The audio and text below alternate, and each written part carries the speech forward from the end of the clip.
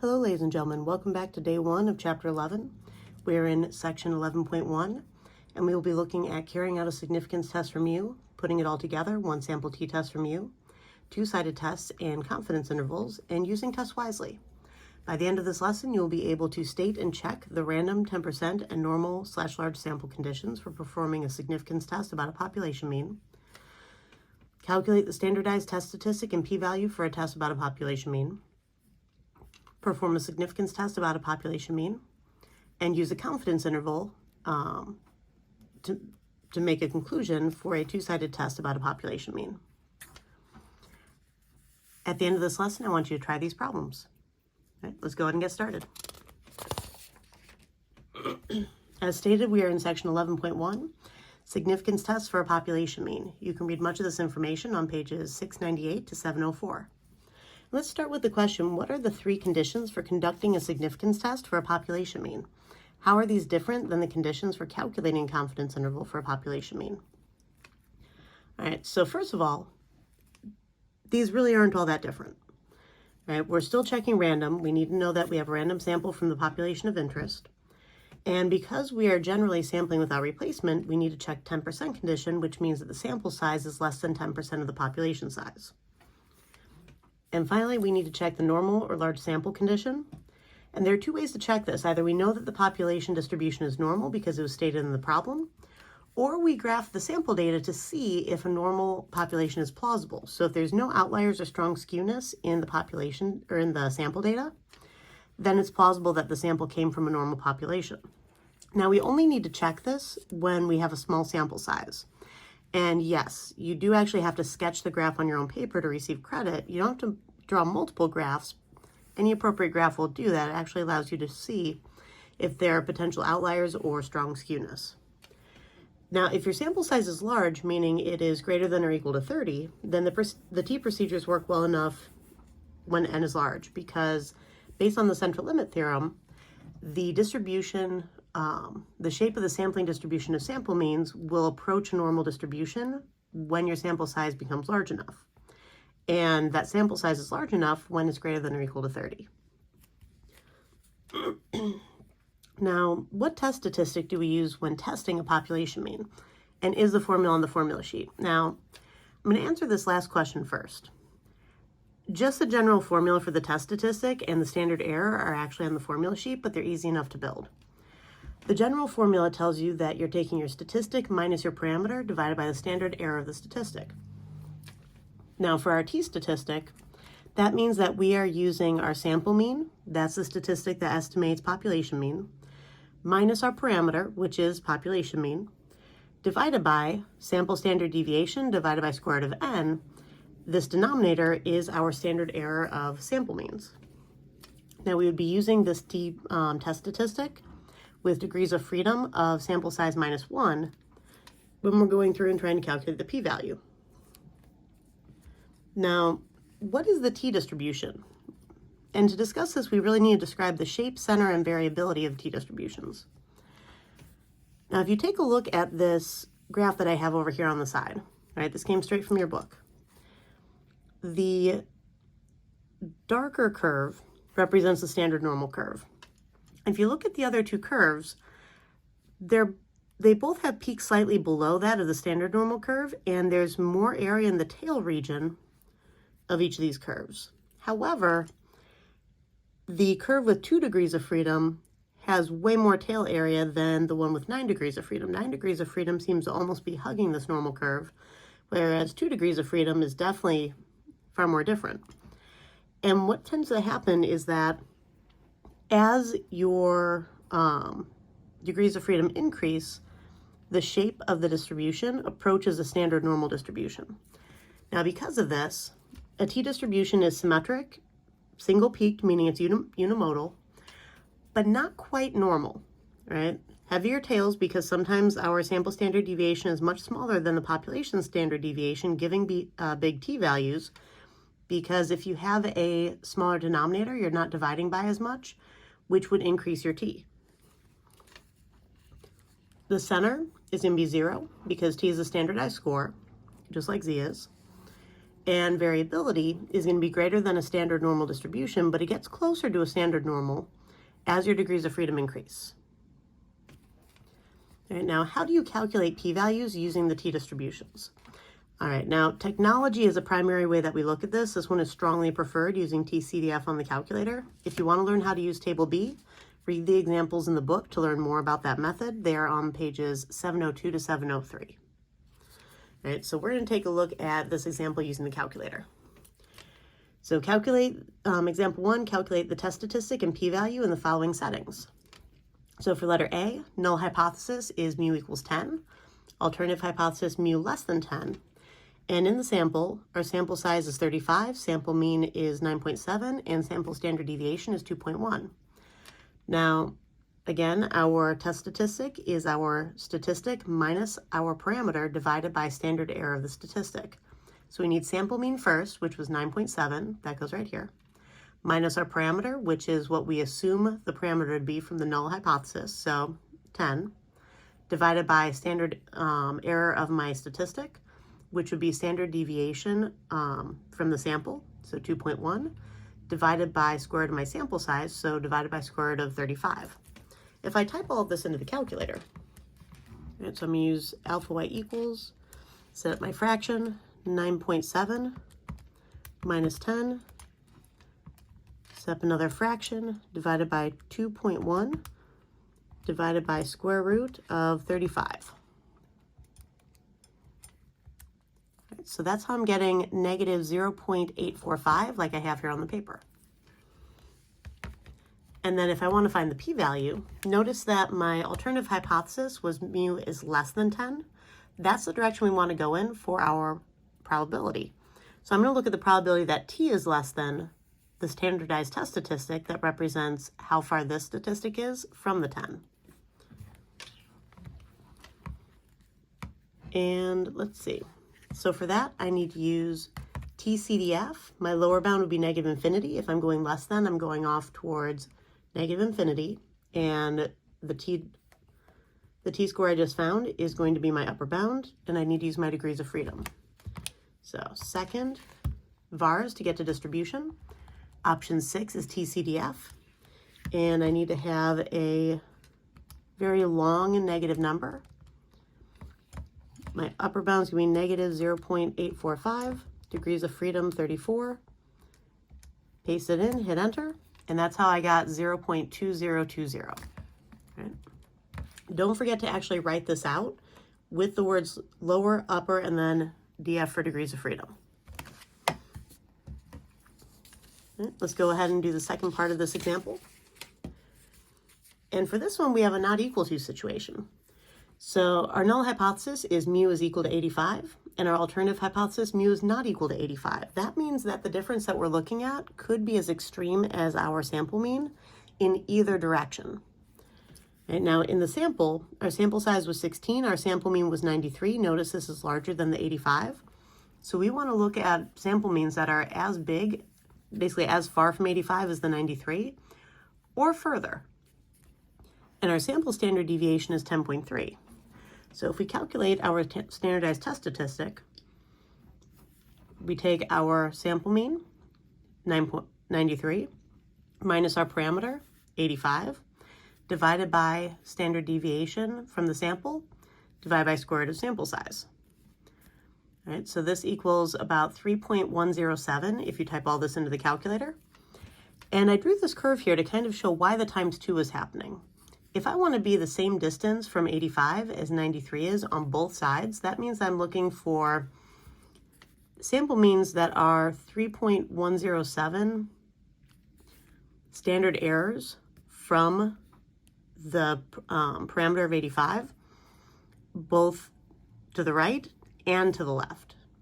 All right, so I'm looking at a t-score of 3.107 and also negative 3.107 and going away from 0 on either side to show the extremes. Now, because this is perfectly symmetric, these two areas would be identical to each other. So if I find one of them, which is what I have written up here, I can double it, and I've found both. So 2 times the probability that t is greater than 3.107 Keep in mind that 3.107 is positive, so if I want to go more extreme, I would go even larger than that, which is why I'm going off towards positive infinity in this. So I set this equal to 2 times TCDF. My lower bound is at 3.107. Upper bound infinity, degrees of freedom 15, because that's my sample size minus 1. If I type this into the calculator, 2, and second vars to get to distribution, go down to TCDF, and use 3.107. Long positive number. 15 is my degrees of freedom. Paste this in. And that's how I got 0.0072, which is the answer that I have right here. Now keep in mind, you only use times 2 when you have a not equal to situation, because that means you're dealing with 2 tails. If you have a less than or a greater than scenario, then you have no times 2 because you're just dealing with one area or the other. All right, so let's look at a 4-step problem for this. And you can read a lot of the information that I go over next on pages 705 to 710. All right, so example 2, Abby and Raquel like to eat sub sandwiches. They wondered if the mean length of 6-inch subs is really 6 inches. To investigate, they randomly select 24 different times during the next month and order a 6-inch sub. Here are the actual lengths of each of these 24 sandwiches in inches. So we have anything from 4.5 all the way up to 7 inches. Now, for letter A, do these data provide convincing evidence at the alpha equals 0.10 level that the mean length of 6-inch sandwiches at this restaurant is different than 6 inches? Now, because this problem starts with, do these provide convincing evidence, that's what tells me that I probably want to stick to a test on this, because tests are designed purely to determine whether or not we have convincing evidence of an alternative hypothesis. Intervals can also determine this in these two-sided scenarios where you're just looking for a difference, but it's safest to do a test when you're asked about convincing evidence. All right, so for our state, we want to test null hypothesis of mu equals 6 versus an alternative hypothesis of mu not equal to 6. Now I'm dealing with not equal to because it says is different than. If it said greater than, I'd have a greater than sign here. If it said less than, then I'd have a less than sign here. But because it says is different than, that's why I have a not equal to sign, because that's literally the mathematical definition of difference. All right, now I need to define mu is the true mean length of 6-inch subs from this restaurant. And I have to identify my significance level, so using alpha equals 0.10. Now my plan for this is to use a 1-sample t-test for mu. We took a single sample of 24 times, which is why it's 1 sample. I'm dealing with means and I don't know the population mean, so I'm going to use t, and this is specifically for what mu is. All right, now my first condition, most important condition, is random. And since a random sample of times during the month should give a random sample of subs. Because I am sampling from a finite population of subs, the 10% condition needs to be checked, and 24 is less than 10% of all subs made this month at this restaurant. And finally, normal/large sample. I have a dot plot up here of all of this data. And essentially, I don't see any strong skewness. I don't see any potential outliers. Yeah, there are a few gaps here, but they're not extreme gaps. All right, so the dot plot shows no outliers or strong skewness, so T procedures are reasonable to use. And then for the do step. Now I need my sample mean and my sample standard deviation, and there are 2 ways that you can find this.